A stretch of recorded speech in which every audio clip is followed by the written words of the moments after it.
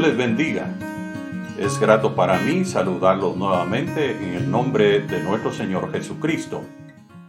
En esta oportunidad y con la ayuda de Dios vamos a desarrollar el tema de escuela dominical que corresponde para el día de hoy. El tema de la lección de escuela dominical para el día de hoy es ¿cómo mantener la iglesia pura? ¿Cómo mantener la iglesia pura?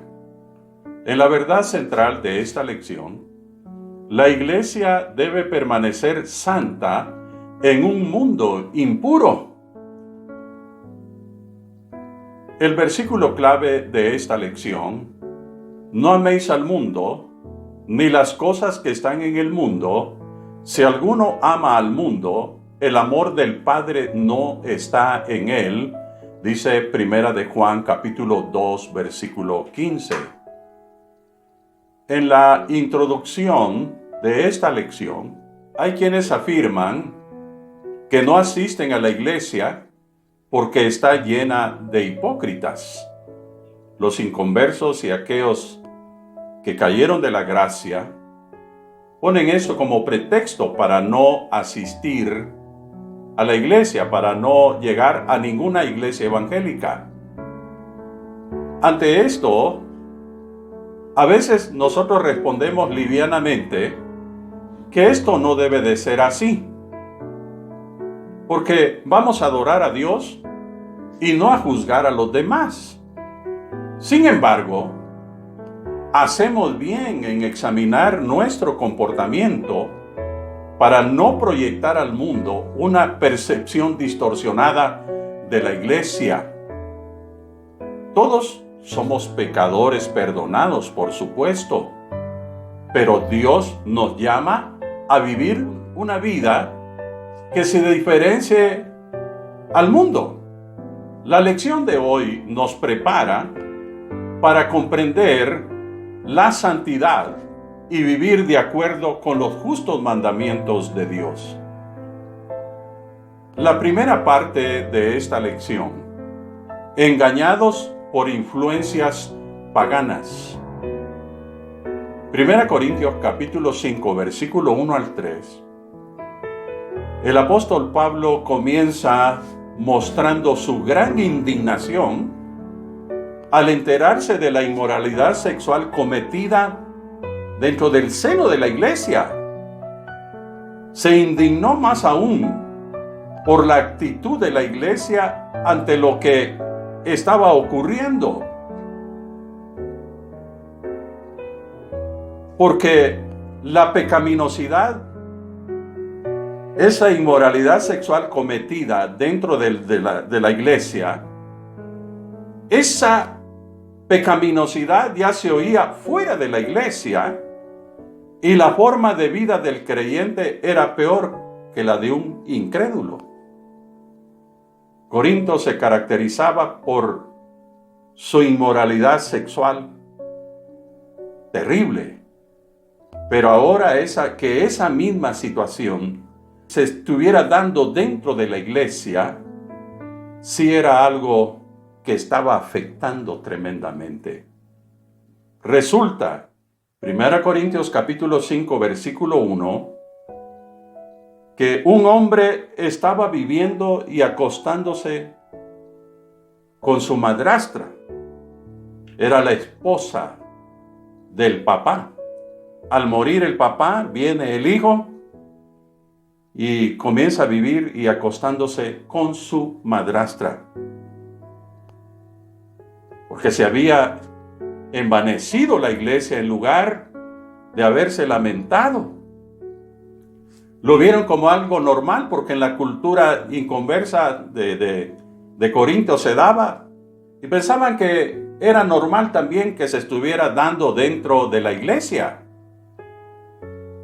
Y entonces ellos se envanecieron en lugar de haberse dolido por lo que estaba pasando, y no habían quitado de ellos al que permanecía en su pecado, lo estaban tolerando.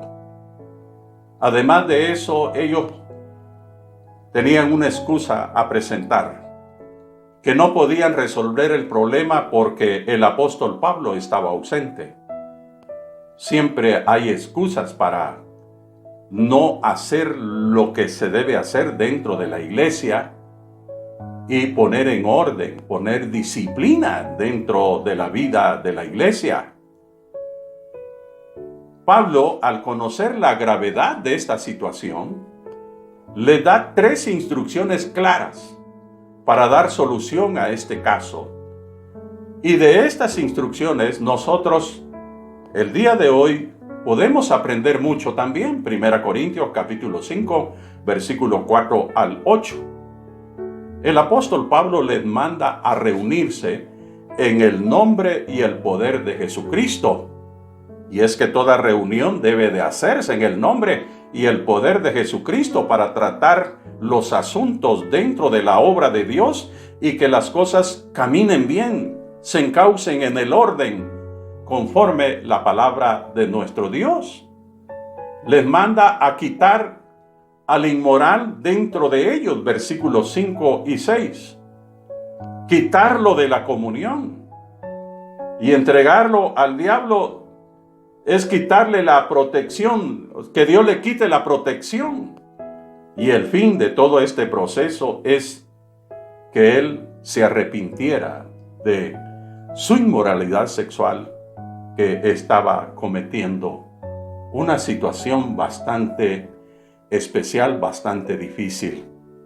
Les manda también a limpiarse de la vieja levadura y celebrar la fiesta de la Pascua de una manera diferente, no como la celebraba el pueblo judío, sino la forma de celebrarlo en el pueblo de Dios es con sinceridad y verdad. Tiene 2 maneras de hacerse en la aplicación que el apóstol Pablo hace de la fiesta de la Pascua. Tiene que ser con sinceridad y verdad, pero para ello hay que limpiarse de la vieja levadura.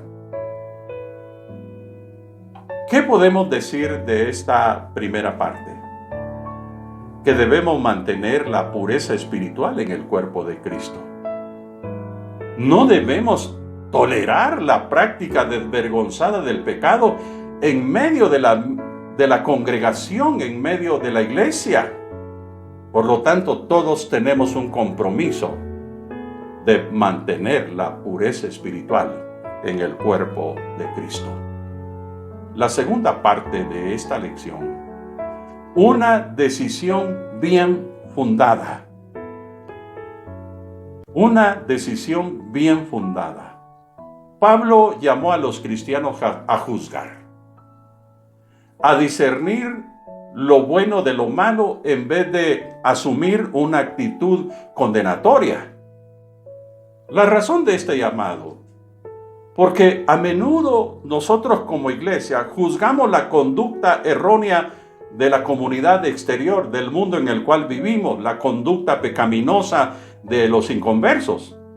Pero muchas veces somos renuentes a actuar para remediar la conducta ética de los miembros de la iglesia. A veces no se procede correctamente a juzgar porque dice, bueno, él es una persona importante, tiene un buen liderazgo, y a veces con tal de no perder todas esas situaciones, toleramos todas las cosas.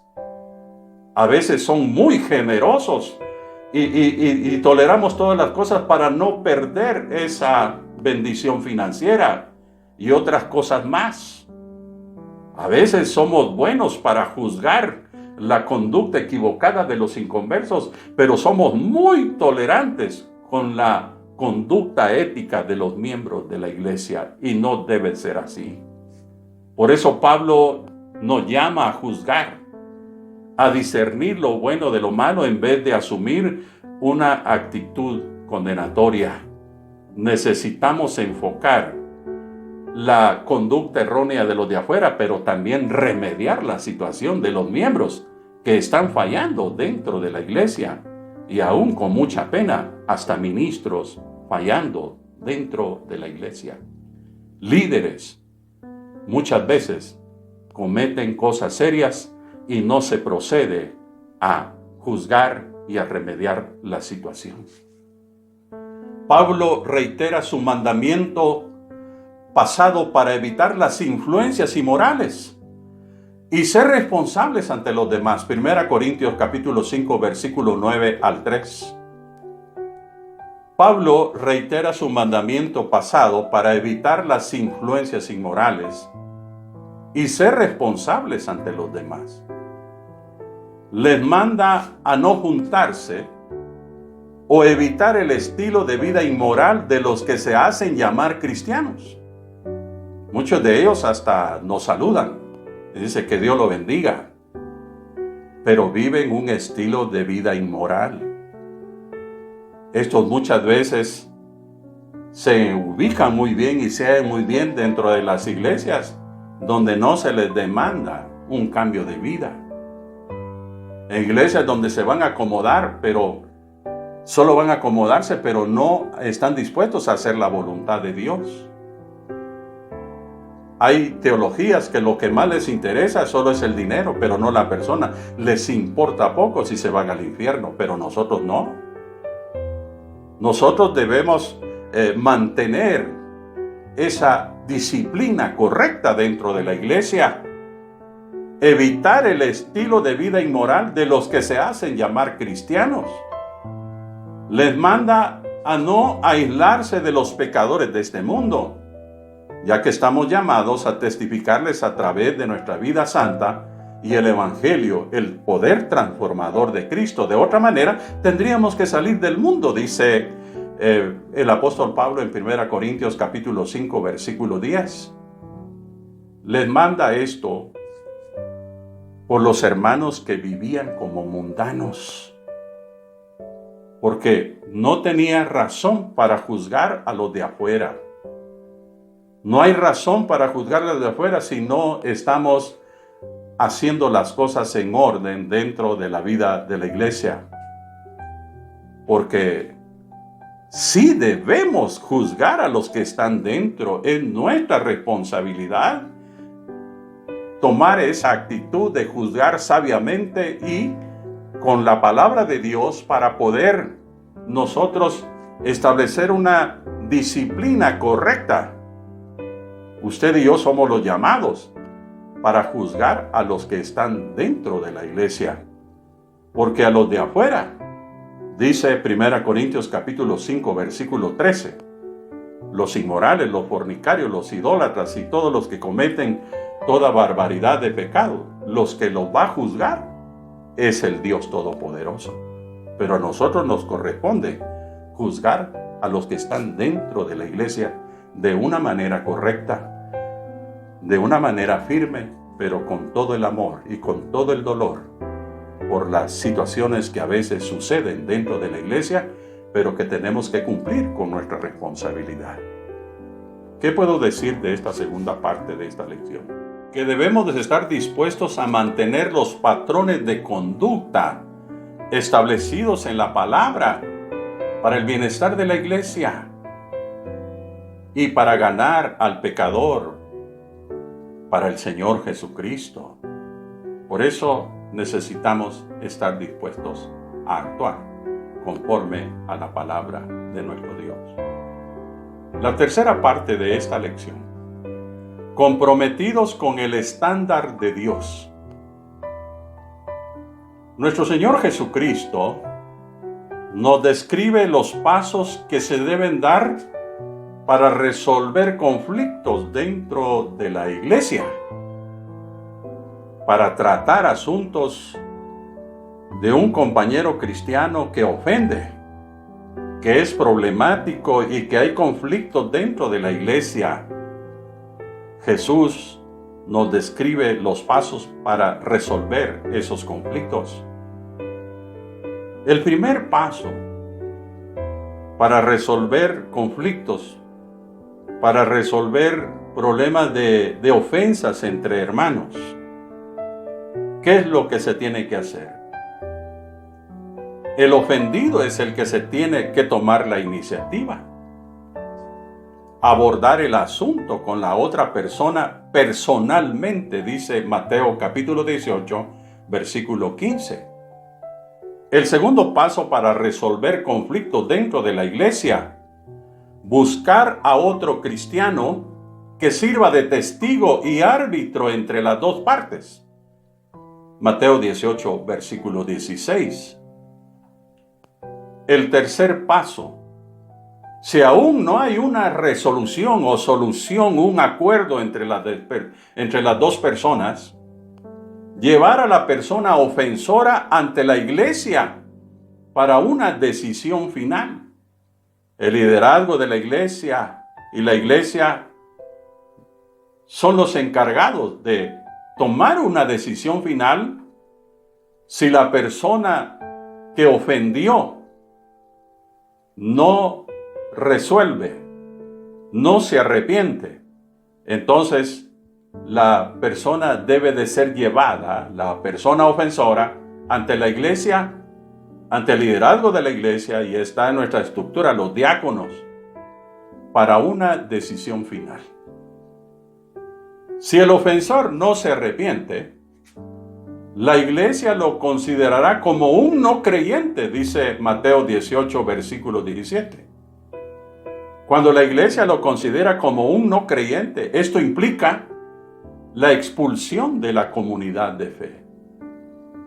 Eso es lo que tenemos que hacer para resolver conflictos. Son los pasos que nuestro Señor Jesucristo describe para la solución de personas conflictivas, que se dan a conocer no por otra cosa más que armar conflicto. Y estos, al final, esos pasos, el cuarto paso, llegaría hasta la expulsión de la comunidad de fe. Eso es lo que el Señor Jesucristo nos dice.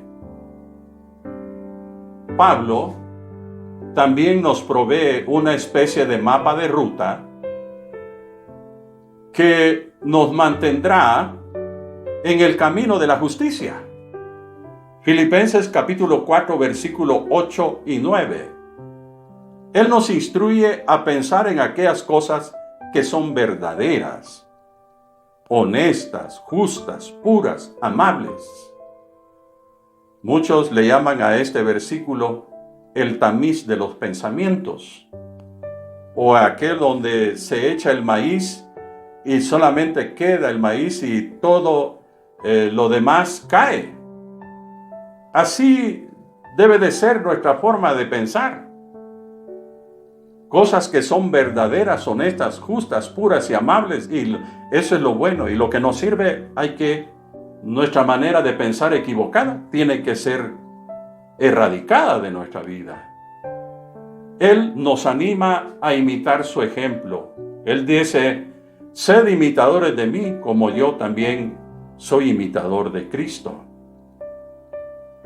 Qué decisión más tremenda del apóstol Pablo al decir esta palabra, al animarnos: sean imitadores de mí como yo también imito al Señor Jesucristo. Cuando nosotros imitamos al Señor, el ejemplo de vida, y se refleja en nosotros, podemos animarles a decirle a los demás: imíteme también a mí. El apóstol Pablo abrió su vida a la inspección de otros, y en él pudo reflejar una vida santa y pura. Nosotros, si vivimos en santidad, también podemos decirle a las demás personas, a animarles a seguir ese mismo ejemplo. Juan, el apóstol Juan, también nos exhorta a no amar el mundo por las razones siguientes. Primera de Juan, capítulo 2, versículos 15 al 17. La primera razón por la cual no debemos amar el mundo, no amar al mundo, como dice Juan, porque el mundo entero está bajo el maligno.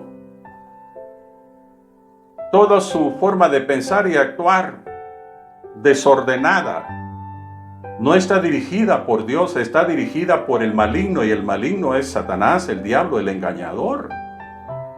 La otra razón por qué el apóstol Pablo nos exhorta a no amar el mundo es porque el mundo nos induce al pecado básicamente de tres formas diferentes. La primera, la forma, los deseos de la carne, los deseos de los ojos y el orgullo de la vida, la vanagloria de la vida. El mundo nos induce básicamente a esas tres formas. Nos induce a los deseos de la carne, los deseos de los ojos, nos presenta las cosas bonitas y nos presenta una vida de ostentación y de orgullo. Y nosotros no debemos seguir de esa manera. Porque el mundo es perecedero y conduce a la condenación eterna. Sin embargo, el que hace la voluntad de Dios, ese va a permanecer para siempre. Entonces, para nosotros, en vez de seguir las cosas del mundo, mejor hagamos la voluntad de Dios para no perecer, sino para permanecer para siempre con nuestro Dios Todopoderoso. ¿Qué podemos decir de esta tercera parte de esta lección? Que debemos estar comprometidos con el estándar de Dios para resolver conflictos, para pensar de una manera justa, rechazar el sistema mundanal y estar dispuestos a hacer la voluntad de Dios siempre. Discipulado y ministerio en acción, somos responsables de representar a Jesús ante el mundo. Él nos llama a ser diferentes al mundo. Protegemos nuestros pensamientos, palabras y acciones para que los inconversos sean atraídos a Jesús. Identifique y rechace las influencias pecaminosas que enfrenta cada día, porque cada día nos toca que enfrentarnos a ello. Identifíquelas y rechácelas definitivamente. Estudie la palabra de Dios para conocer y comprender mejor los mandamientos justos de Dios y vivir conforme la voluntad de Dios. Busque resolución de cualquier conflicto que tenga con otros creyentes y con inconversos. En cierta oportunidad, predicando, Dios me mostraba conflictos. Y entonces se levantó un hermano y dijo: yo tengo conflictos porque no me quieren dar mi parte de la heredad, de la herencia que mi padre dejó. Hay una serie de conflictos dentro de la misma familia, dentro de la iglesia del Señor. Es necesario buscar una solución a esto. No podemos vivir así, de esa manera. Tenemos que buscar una resolución de cualquier conflicto que tenga con otros creyentes y aún con su familia y aún con personas que todavía no conocen al Señor Jesucristo. Termino con este pensamiento. Quiero que el mundo sepa, quiero que el mundo vea que tú eres mi amado y yo soy tuyo. Yo en ti y tú en mí, Jesús. Este es el pacto que debemos hacer delante de nuestro Dios. Que Dios les bendiga y espero que esta palabra sea de bendición y nos ayude para que nosotros como iglesia vivamos una vida de pureza, aún en medio de un mundo pecaminoso, de un mundo donde las cosas, la maldad y tantas cosas se van multiplicando. Nosotros tenemos que hacer la diferencia, hacer el cambio con nuestra actitud y obediencia delante de Dios, con nuestro celo santo, para que todos caminen conforme la voluntad, no nuestra, sino del Dios Todopoderoso.